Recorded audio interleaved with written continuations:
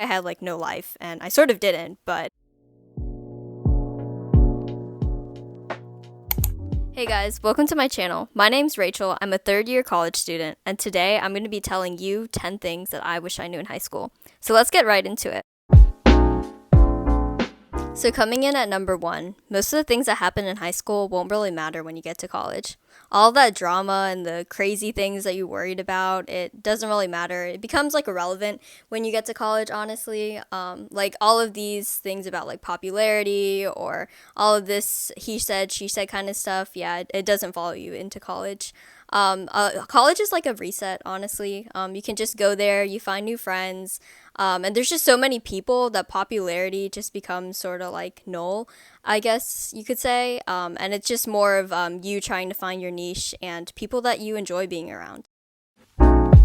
So the second thing is don't be extra with extracurriculars. I know when I'm saying this, I'm mostly talking to my old self who just came into high school and was just so stressed about trying to do every single thing so that I would look well-rounded when it came to college applications. But the fact is, when it comes to extracurriculars, you just need to find a few that you're really passionate about and you can make a difference in and just invest a lot of time in. Because you don't want to just be doing like 10 different extracurriculars and all of the things that you do, you're just making very small minor contributions to. It really shows when it comes down to applications that you were just more of like a bystander trying to add a bunch of names and titles to your application. So when it comes to extracurriculars, you need to find something that you're really passionate about and something that you think that you can carry on for the long term. So continuity is really important, and one thing about college applications is they're going to stress quality over quantity and not just like a bunch of random things. So the third thing I want to talk about is finding your spike. So what do I mean by spike? When I say spike, I mean find something that you're passionate about and something that's unique to you. It doesn't have to be like completely unique like finding the cure for cancer, but it's something that makes you stand out when people are looking at your application. So for example, if you love watching squirrels and you find like the squirrel watching club, that is something that people will ask you about and something interesting that they haven't seen for anyone else.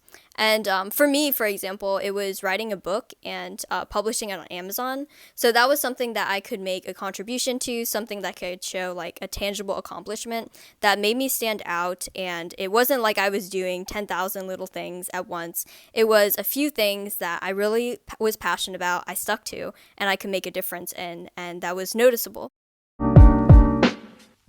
So the fourth thing is learn how to learn. Now this one I cannot stress enough. I can't tell you how many times that I was in high school and I literally would just read the textbook, memorize the information, and spit it out like a robot.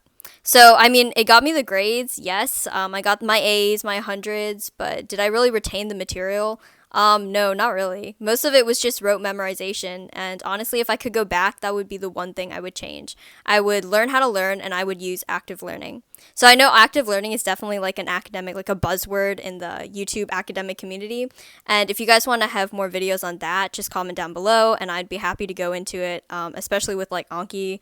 I'm in love with Anki and yeah, they should sponsor me. Just kidding.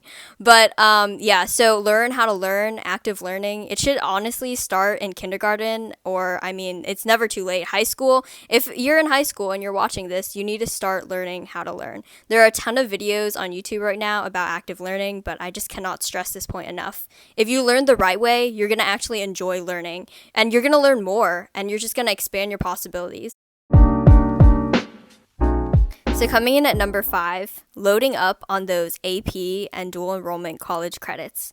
If your high school has any of the AP, dual enrollment, or IB program credits, you should snatch those up right away, because I cannot stress enough how nice it is to come into college with some of these credits and not have to do some of the general education requirements. This has really helped so that I'm not like trying to cram in an 18 credit semester while trying to like do my general education requirements and at the same time my core major requirements. So for example, for me, I took like AP Bio and I took an English composition class so that I could get my Gordon Rule English out of the way. And that's like just taking some of those classes and having them free up your schedule in college is so nice. Like it's nice to have the flexibility to incorporate a minor or just take like a 15 or 13 credit semester and have time for volunteering or any extracurriculars that you want to do in college, especially if you're pre-med. So, number 6 is if you can do online classes, do them. I noticed that in a lot of high school classes, there's a lot of wasted time just doing busy work or getting sidetracked.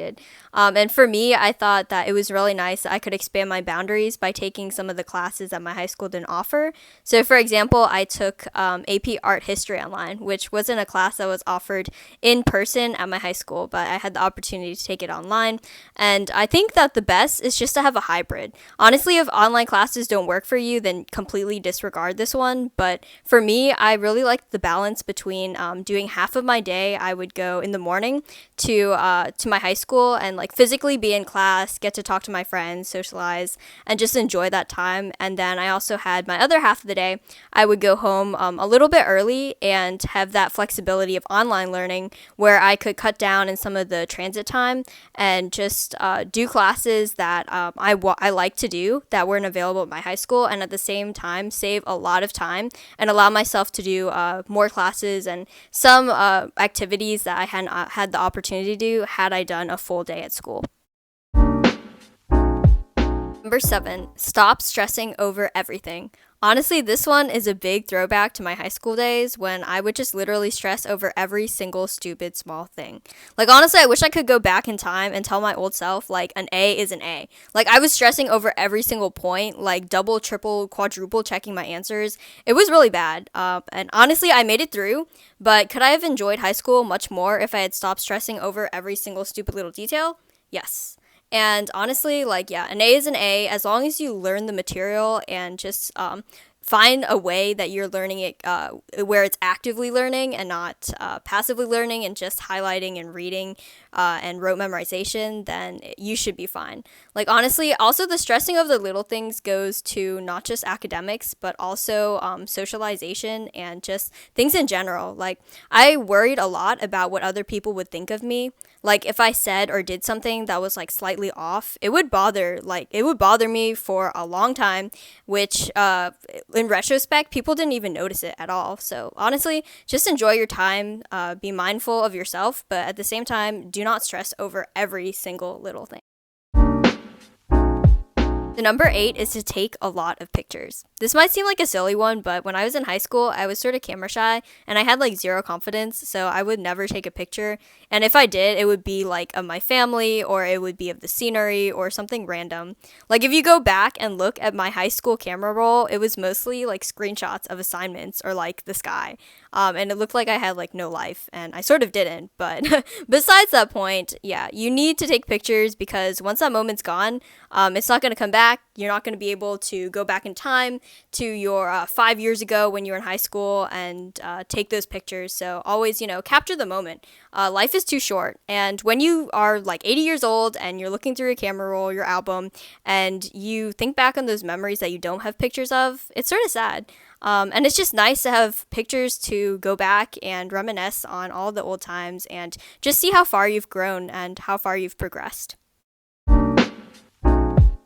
So number 9 is to work on yourself. High school is sort of like your last stepping stone before you plunge into college and more crazy adult responsibilities. So you want to take the time to explore and find your passions, experiment, find your spike, find your niche, find a potential career path that you're interested in, and also just work on yourself. As an individual, I wanted to make myself more personable. I used to be very shy, and so I would have liked to use the time in high school to just develop my social skills and be more outgoing and definitely more confident. So high school is the time that you need to experiment and just find yourself, do a lot of searching and things like that. So number 10 is to have fun.